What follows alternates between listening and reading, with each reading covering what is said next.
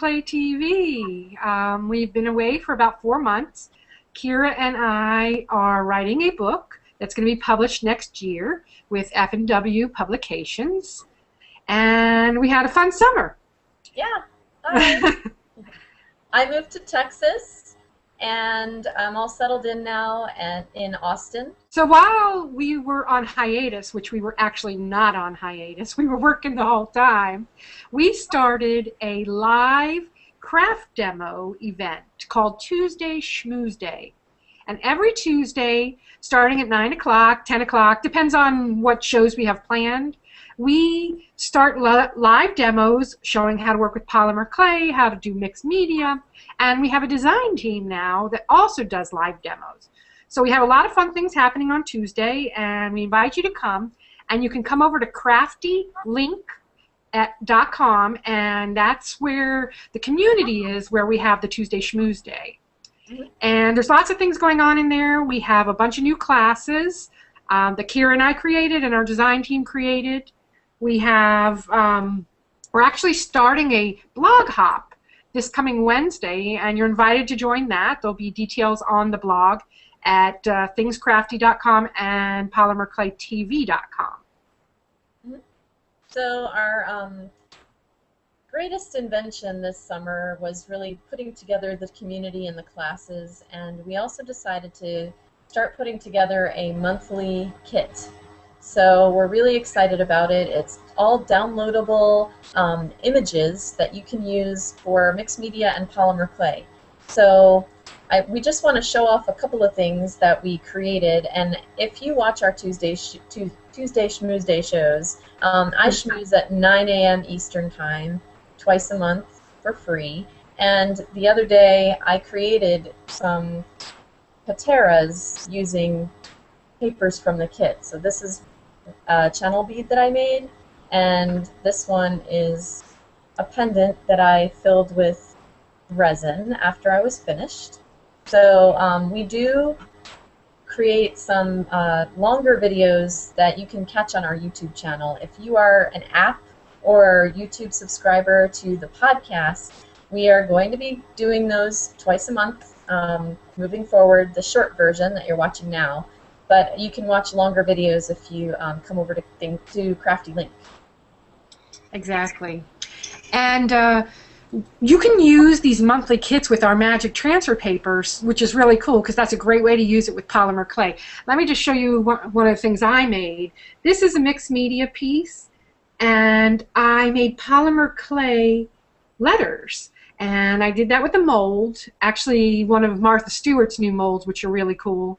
And I actually have a video on tips how to get the perfect lettering so that it looks like it's store-bought. So that's another video I've done. And here's another one, which is not complete, but as you can see, the letters GROW are made out of polymer clay. So Kira and I are not just polymer clay artists. We like all kinds of art, and we do a lot of mixed media things. So the kit was perfect because not only can we use it for polymer clay, but we can also use it for mixed media pieces too. So there's like a zillion different pages in there. I think 30 backgrounds, and Kira made some for jewelry. So if you want to make jewelry out of the pieces, you can just have a lot of fun with it. Yeah. Here's one of the pages that's made specifically so you could make jewelry. I made like some matching things so you could make earrings and stuff. And these are on magic transfer paper. So we have some ATC sized backgrounds, and then I just wanted to show you my video for the kit, which is a membership, is this beautiful mirror that I made. So, and that's a project from start to finish that you can, if you're part of Polymer Clay Adventure or the Mixed Media Kit, you will get that video. So we're really excited about what we've been doing this summer. Yeah, and the Polymer Clay Adventure actually is a new thing we did, that it's a monthly service, so you can buy a month of this and you get access to every single video we've made. That means Classroom 1, Classroom 2, all of the courses we've done, all are in this one Polymer Clay Adventure, and you can find out more about it at polymerclaytv.com or CraftyLink.com. And if you want to check out the courses, you can go to craftycourse.com. But I have a demo today for you, and those little Patera pieces that Kira was just showing you, I'm going to show you how to take a piece out of the kit and transfer it onto magic transfer paper, and then how to add it to those beads. So we'll Thanks help for you hang out for that. yeah, thanks for coming back, and stay tuned for the demo, and we will see you in a couple of weeks. Great seeing you.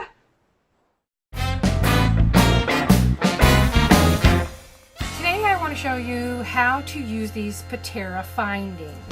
And they're like little barrel beads, and these ones already come with the hooks on them, and these ones don't. So you can do different things with them.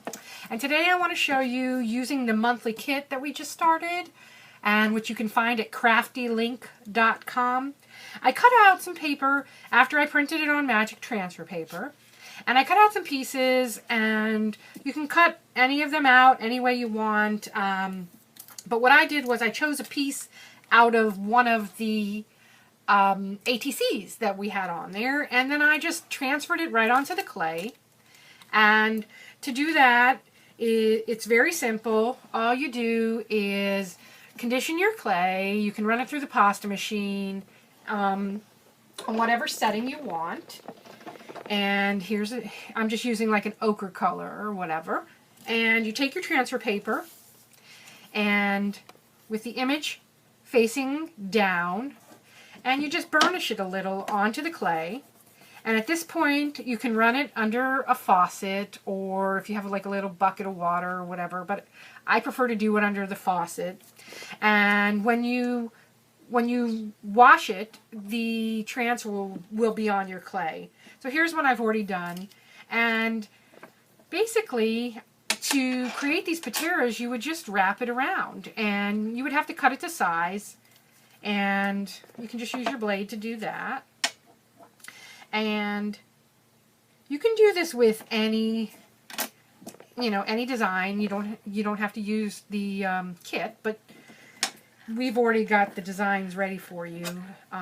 If you want to use them, they're there. So basically, I like to start with a flush edge, and then I just start wrapping it. And the one thing about the magic transfer paper is you can go around with it and it's not going to crack. So that's the beauty of it. Like if you use laser tran, you're not lucky like that. You can't do that. It'll crack on you. So that's the beauty of using the magic transfer paper. And look at how easy it was to create a really cool pendant. And then I would probably add some liquid clay on top, and maybe another embellishment, just to really get a really cool look.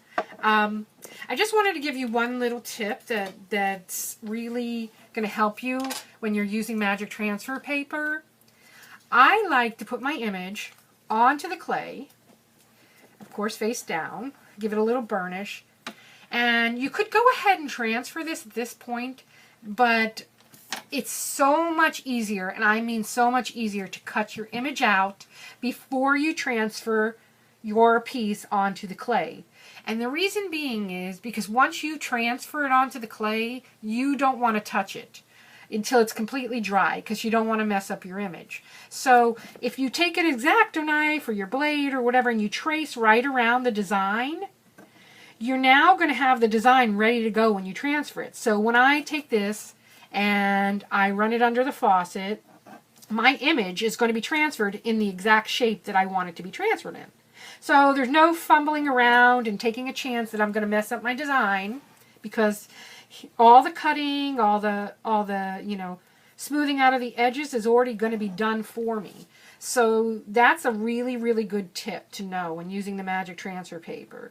This way you're not going to mess up your image, because you already have your shape made, your shape's ready to go, and the transfer will be ready to go as well. So at this point, I have my transfer paper on there. I've cut out my sheet. I can smooth out my edges completely until I get it looking exactly the way I want, and then I can transfer it at this point.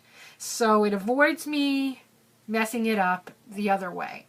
So let me go transfer this, and I will show you what it looks like. I will be right back.